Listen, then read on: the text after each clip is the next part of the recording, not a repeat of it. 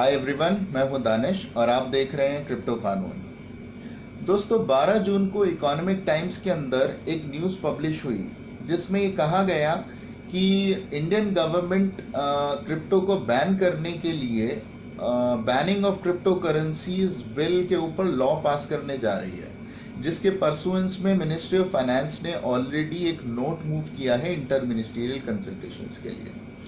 हालांकि इस न्यूज़ के अंदर जिस एनोनिमस गवर्नमेंट ऑफिशियल की स्टेटमेंट को सोर्स बनाकर साइट किया गया है, उस स्टेटमेंट के अंदर इस बात का कोई क्लू नहीं है कि इस नोट के अंदर एक्चुअल में क्या प्रपोजल है।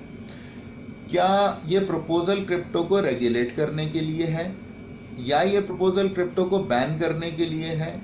ना ही इस बात का कोई क्लू है इस स्टेटमेंट के अंदर कि इस नोट के साथ मिनिस्ट्री ऑफ फाइनेंस ने जिस बिल को फॉरवर्ड किया होगा इंटर मिनिस्ट्रियल कंसल्टेशंस के लिए, क्या ये एग्जैक्टली वही बिल है जो कि इंटर मिनिस्ट्रियल कमिटी ने फरवरी 2019 में मिनिस्ट्री ऑफ फाइनेंस को सबमिट किया था, जो कि बैन रिकमेंड करता है, या ये कोई डिफरेंट बिल है जिसको मिनिस्ट्री ऑफ फाइनेंस ने लेटर स्टेजेस में डेवलप किया है?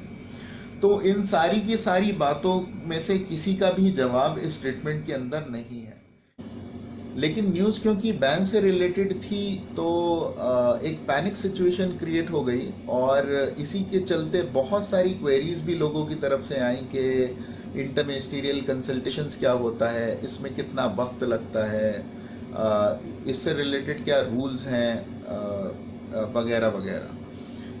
तो इनमें से क्योंकि ज़्यादातर क्वेरीज लॉ मेकिंग प्रोसीजर या प्री लेजिस्लेटिव कंसल्टेशन से रिलेटेड थी, तो हमने सोचा कि इसको वीडियो बना के आप लोगों को एक्सप्लेन किया जाए। तो दोस्तों, जब भी कोई बिल प्रपोज होता है उसके अंदर डिफरेंट प्रोविजंस होते हैं और उन डिफरेंट प्रोविजंस के डिफरेंट इम्पैक्ट्स हो सकते हैं। जैसे कि उन प्रोविजंस में से कुछ प्रोविजंस के सोशल इम्पैक्ट्स हो सकते हैं, फाइनेंशियल इम्पैक्ट्स हो सकते हैं, या टेक्नोलॉजिकल इम्पैक्ट्स हो सकते हैं, एम्प्लॉयमेंट रिलेटेड इम्पैक्ट्स हो सकते हैं। और अक्सर ये होता है कि जिन सब्जेक्ट मैटर्स या जिन टॉपिक्स से रिलेटेड ये इम्पैक्ट्स होते हैं, वो सब्जेक्ट मैटर या टॉपिक्स दूसरी मिनिस्ट्रीज या डिपार्टमेंट्स के एम्बिट या उनके डोमेन में फॉल करते हैं। तो इस सिचुएशन में डिज़ायरेबल हो जाता है कि जब कोई भी बिल प्रपोज करने से पहले उन मिनिस्ट्रीज या डिपार्टमेंट से कंसल्ट कर लिया जाए जिनका बिजनेस इस बिल की वजह से इम्पैक्ट हो सकता है। तो अब आते हैं नोट के ऊपर। जिस नोट की बात इकोनॉमिक टाइम्स के अंदर की गई है, वो नोट एक्चुअल में ड्राफ्ट कैबिनेट नोट कहलाता है। और ड्राफ्ट कैबिनेट नोट एक तरह का प्रपोजल होता है स्पॉन्सरिंग मिनिस्ट्री की तरफ से कंसल्टेड मिनिस्ट्री को। इस प्रपोजल के अंदर स्पॉन्सरिंग मिनिस्ट्री बताती है कि इस बिल के क्या ऑब्जेक्टिव्स हैं, बिल से रिलेटेड जो नीड्स हैं उनकी डिस्क्रिप्शन होती है, उससे रिलेटेड रीजंस होते हैं, बैकग्राउंड होता है। और जब ये note draft cabinet note receive होता है कंसल्टेड मिनिस्ट्रीज को, तब से लेकर कंसल्टेड मिनिस्ट्रीज के पास 2 हफ्ते का समय होता है कि वो अपनी जो कमेंट्स हैं या ओपिनियन हैं वो स्पॉन्सरिंग मिनिस्ट्री को सेंड कर सकती है, उनसे शेयर कर सकती है। अगर वो 2 हफ्ते के अंदर शेयर करती हैं तो स्पॉन्सरिंग मिनिस्ट्री उन कमेंट्स को नोट के अंदर इन्फ्यूज करके, उनको इंक्लूड करके नोट फाइनलाइज कर देती है और कैबिनेट सेक्रेटेरिएट और पीएमओ को भेज देती है, और इस तरीके से नोट फाइनल हो जाता है। और अगर कंसल्टेड मिनिस्ट्रीज 2 हफ्ते के अंदर रिस्पॉन्स नहीं दे पाती हैं तो उस केस में स्पॉन्सरिंग मिनिस्ट्री के ऊपर किसी तरह की कोई बाउंडेशन नहीं है कि वो कमेंट्स का या उनकी ओपिनियन का वेट करें। वो अपने नोट फाइनलाइजेशन के साथ प्रोसीड कर सकती है और फाइनल नोट कैबिनेट सेक्रेटेरिएट को सबमिट कर सकती है। एक बार जब ये नोट कैबिनेट सेक्रेटेरिएट को सबमिट हो जाता है तो फिर कैबिनेट मीटिंग होती है। कैबिनेट मीटिंग में उस नोट को अप्रूव कर दिया जाता है। ये पूरा प्री लेजिस्लेटिव प्रोसीजर है जो कि किसी भी बिल को पार्लियामेंट में इंट्रोड्यूस करने से पहले फॉलो किया जाता है।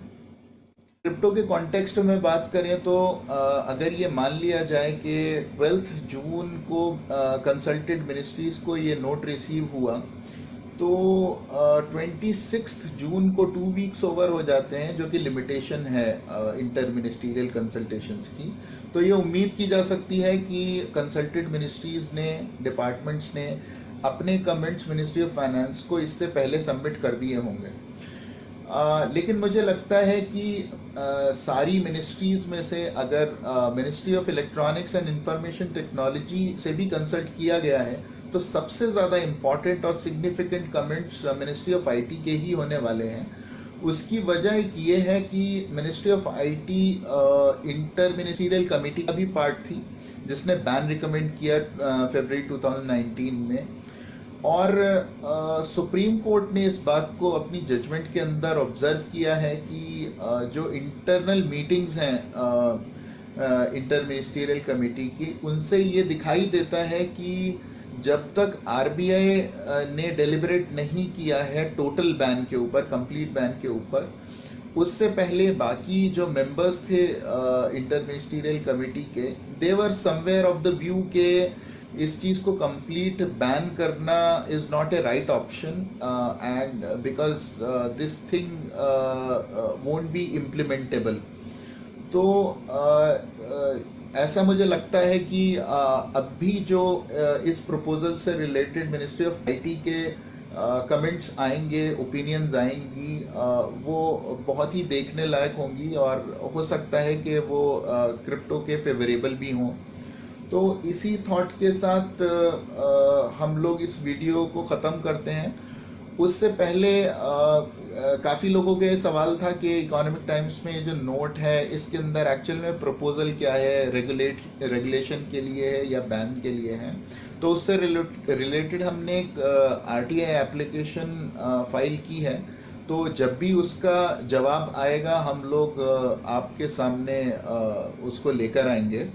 तो इस वीडियो को यहीं पे ख़त्म करते हैं। अगर आपको ये वीडियो अच्छा लगा तो चैनल को सब्सक्राइब कीजिए, और कोई अगर आपका सुझाव हो तो कमेंट्स में ज़रूर दीजिएगा। Thank you so much.